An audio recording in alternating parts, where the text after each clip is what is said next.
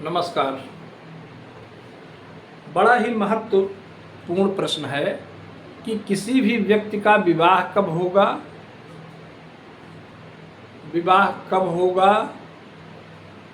विवाह कितने विवाह होगा और उसका जीवन साथी कैसा होगा। ये लगभग प्रश्न सभी लोगों के मन में होता है।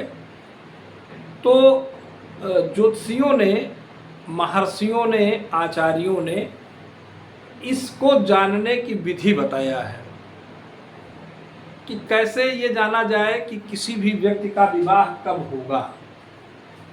तो उसको कहते हैं विवाह का योग बनना। जब विवाह का योग बनना प्रारंभ होता है तो उस व्यक्ति का विवाह होता है। जैसे चाहे वो लड़का हो या लड़की हो, यदि उसके शुक्र की, अगर मान लिया लड़का है तो लड़के का विवाह प्रमुख रूप से शुक्र की महादशा में, शुक्र की अंतर्दशा में या फिर शुक्र की प्रत्यंतर दशा में, यानी शुक्र की दशा रहेगी, चाहे वो महादशा हो, अंतर्दशा हो, प्रत्यंतर दशा हो, सूक्ष्म दशा हो या प्राण दशा हो, इन पांचों में से कोई न कोई जरूर ही शुक्र की दशा जरूर होती है। उसी समय में लड़के का विवाह तय होता है और लड़की के विवाह तय होने में बृहस्पति की स्थिति को देखा जाता है। यानी कि लड़की का जब विवाह तय होता है तो उसके लिए बृहस्पति ग्रह जिम्मेदार होता है। बृहस्पति की या तो महादशा होती है, अंतर्दशा होती है, प्रत्यंतर दशा होती है, सूक्ष्म दशा होती है या प्राण दशा होती है। तो इनमें से कोई न कोई बृहस्पति की दशा जरूर होता है। उसी समय विवाह का योग उसको ज्योतिषी कहते हैं और उसी समय लड़के की या लड़की का विवाह होता है। अब दूसरा प्रश्न आता है कि विवाह कितने होंगे। यह भी ग्रह स्थिति पर निर्भर करता है और ऐसा देखा जाता है कि बहुत लोगों के तो एक विवाह होता है, एक ही विवाह होता है।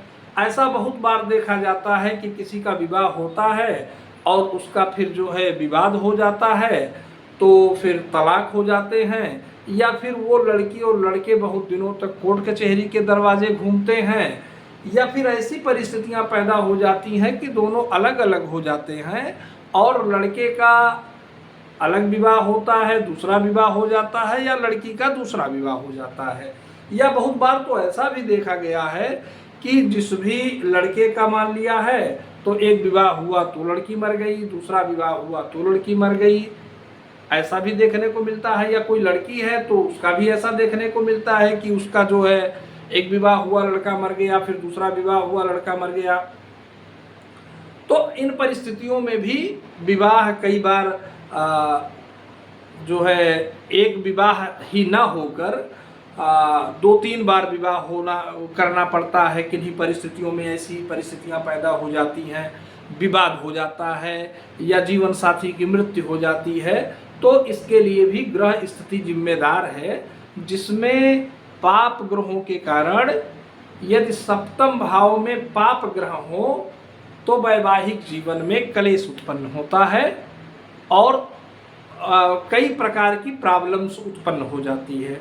वहीं पर अगर शुभ ग्रह हो तो पति और पत्नी में मधुर संबंध होते हैं और उनका वैवाहिक जीवन सुखद और आनंददायक होता है। और तीसरा प्रश्न है कि जीवन साथी से सुख मिलेगा अथवा दुख मिलेगा। तो इसका भी वर्णन आपकी कुंडली में ही अंकित है।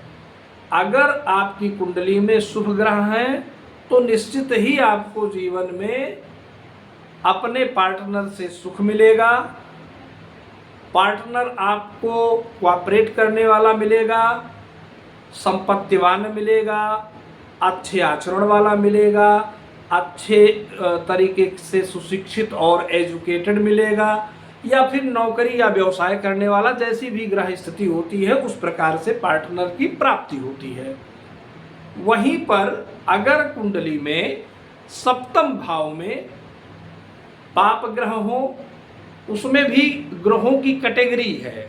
अगर कोई शुभ ग्रह है, एक शुभ ग्रह है, जैसे विवाह के लिए सबसे ज्यादा खराब स्थिति मंगल की होती है। अगर सप्तम में मंगल हो तो ऐसा बहुधा देखा जाता है कि वैवाहिक जीवन कष्टप्रद हो जाता है। लग्न में हो तब भी दाम्पत्य जीवन में परेशानी आती है। वहीं अगर दोनों पति पत्नी दोनों मांगलिक हों तो उनकी कुछ स्थितियां सही होती हैं।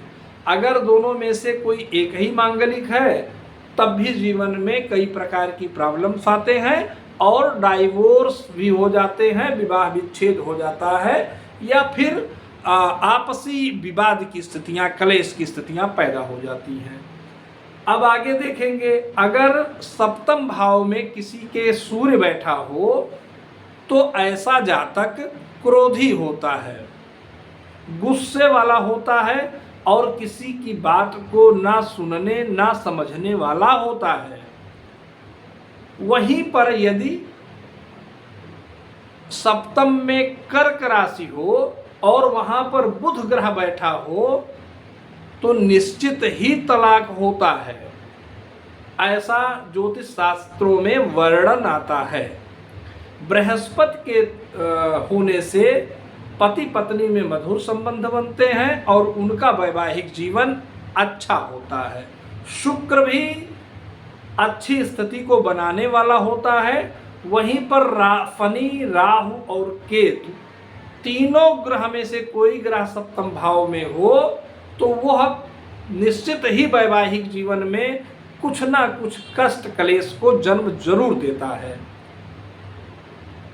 उसके उपाय भी हैं, उसके उपाय के द्वारा भी समस्याओं को रोकने का, नियंत्रित करने की भी व्यवस्था मनीषियों ने बताया है, जिसको करने से जीवन में सुख और शांति की प्राप्ति होती है।